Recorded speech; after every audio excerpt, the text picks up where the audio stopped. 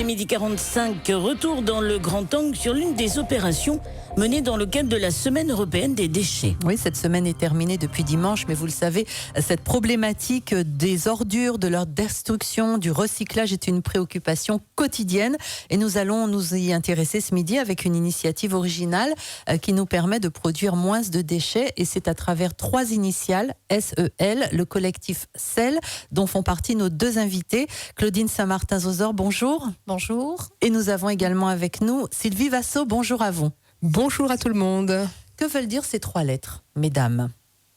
SEL, SEL. SEL, c'est Système d'échange local.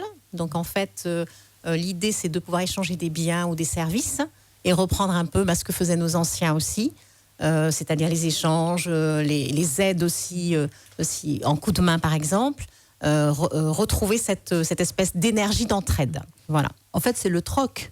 Tout à fait. C'est comme ça qu'on appelait ça avant.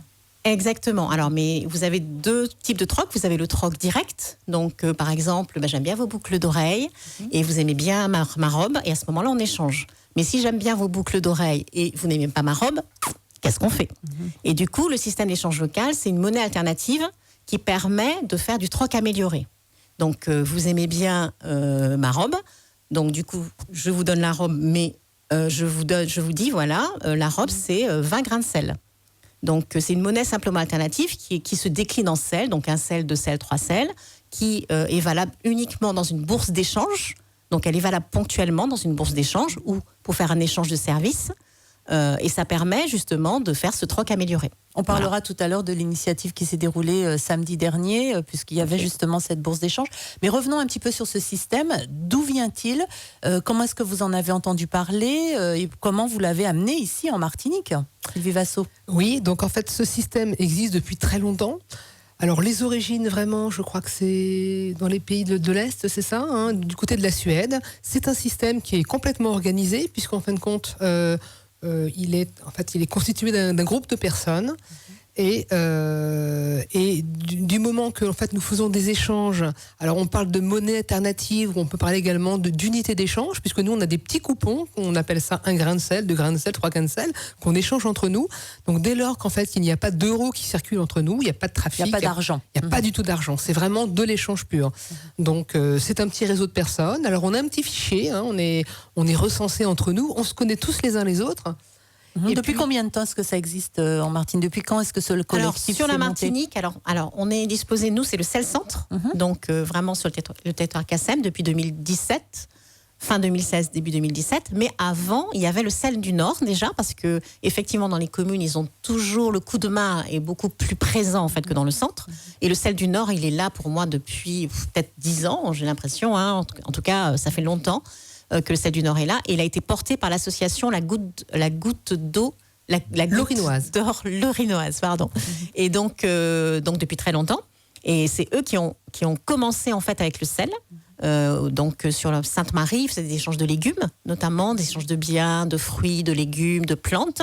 Et ensuite, nous, sur le centre, on a été en fait s'inspirer, pour une fois que le centre s'inspire du Nord et s'inspire en plus des communes.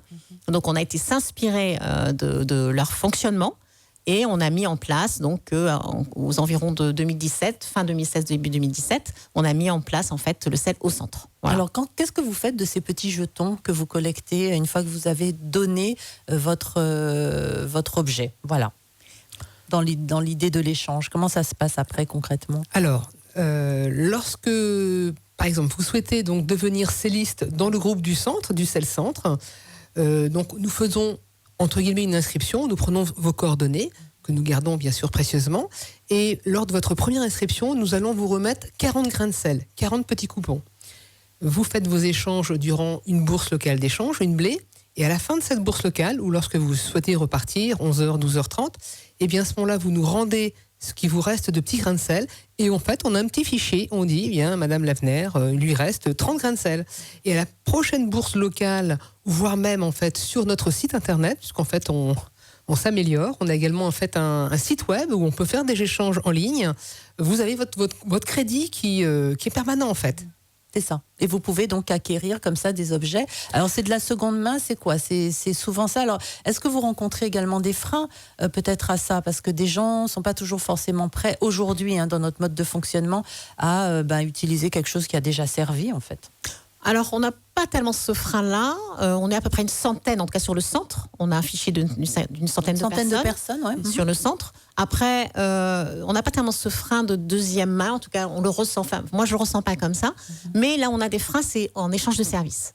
Parce que, en fait, comme c'est une monnaie qui est une monnaie alternative, donc l'idée, c'est que j'échange maintenant, je fais un coup de main chez toi, ou bien je viens couper l'herbe. Donc, ce sera 1 heure de service est égal à 60 grains de sel. Et ce qu'il y a, c'est que si je fais ça chez toi, je ne sais pas, j'aurai 60 en crédit finalement sur mon compte. Sur le compte, j'aurai 60 grains de sel en crédit. Et les gens ont peur en fait de ne pas pouvoir utiliser ce crédit parce que ce n'est pas des euros justement.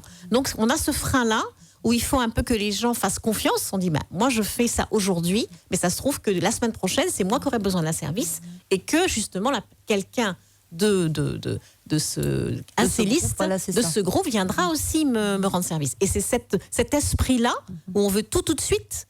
On ne veut pas prendre de risque de donner du temps et sans savoir en fait quand est-ce qu'on va récupérer quelque chose.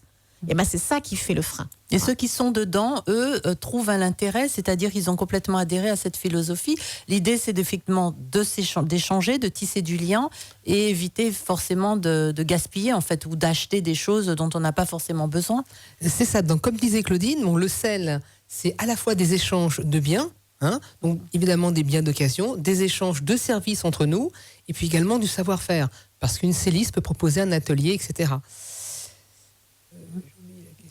Oui, non, et je disais effectivement, c'est la philosophie qui est derrière tout ça. En fait, c'est l'idée, c'est de gaspiller le moins possible. C'est ça. Et en fait, nous, notre rôle, donc pour le Sel Centre, c'est justement d'utiliser ces objets qui sont chez nous, que l'on n'utilise plus, qui prennent de la poussière et qui, au fil des mois, des années, s'abîment.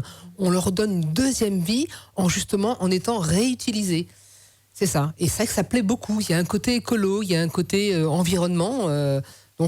Mais ça reste quand même relativement confidentiel, parce que même si c'est 100 personnes, à l'échelle d'un territoire comme le nôtre, on pourrait développer ça de manière beaucoup plus importante.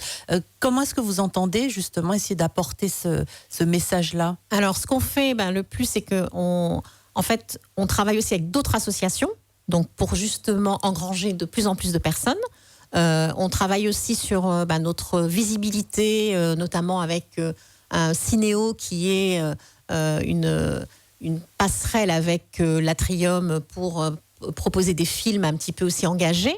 Et à ce moment-là, notre public vient, le public de ces différentes associations qui vraiment soutiennent la planète en un mot.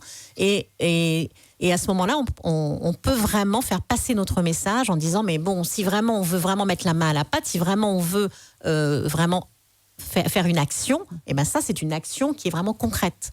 Venir échanger des biens. Alors vous l'avez fait samedi matin. Tout à fait. C'est ça, comment ça s'est passé ? Vous avez eu beaucoup de monde et qu'est-ce qui s'est échangé en gros dans cette bourse C'était super, on a passé une superbe matinée. C'est vrai ? C'était chouette. Racontez-moi, qu'est-ce que vous avez vu, qui est venu ?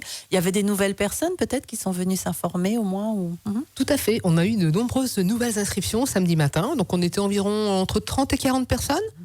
Donc on était à l'entrée de la ZAC de Rivière-Roche. On a une ZAC avec à l'entrée de magnifiques arbres, on les appelle les arbres majestueux. Et en fait, on avait un public plutôt féminin, plutôt la quarantaine, je dirais. Et puis chacun, en fait, donc parmi les nouvelles personnes, on avait vraiment de la joie, on avait du bonheur quand même. Parce que, mais c'est ça le sel, j'avais entendu parler, je connaissais pas. Donc certaines personnes s'interrogeaient un petit peu sur le fonctionnement. Mais c'est vrai que ça a été une vraie partie de plaisir. Il y a eu, c'était beau, quoi. On crée du lien et c'est ça aussi qui est intéressant. On va dire au travers de l'objet qui est un peu le prétexte, mais bon, ça, c'est aussi notre raison d'être. On crée du lien entre les gens. Et notamment avec les femmes, parce que vous me dites si effectivement elles sont plus enclines à adhérer à cette Tout à fait, on a beaucoup plus de femmes que d'hommes en fait. Et pratiquement dans toutes les associations en fait avec qui on travaille, on a beaucoup plus de femmes. Et vous expliquez ça comment ? Excusez-moi. C'est surtout, je pense, la bienveillance. C'est vrai que les femmes sont souvent à l'intérieur un peu plus entre guillemets bienveillantes. Elles ont déjà cette espèce d'ouverture d'esprit. Et elles ouvrent les bras facilement, ce qui fait que voilà, elles sont sensibilisées. Donc le message passera par elles. À quand une prochaine opération? Vous avez déjà fixé les choses, ou peut-être une autre, puisque je sais que vous êtes en lien peut-être avec d'autres selles. Celui du Nord fonctionne toujours.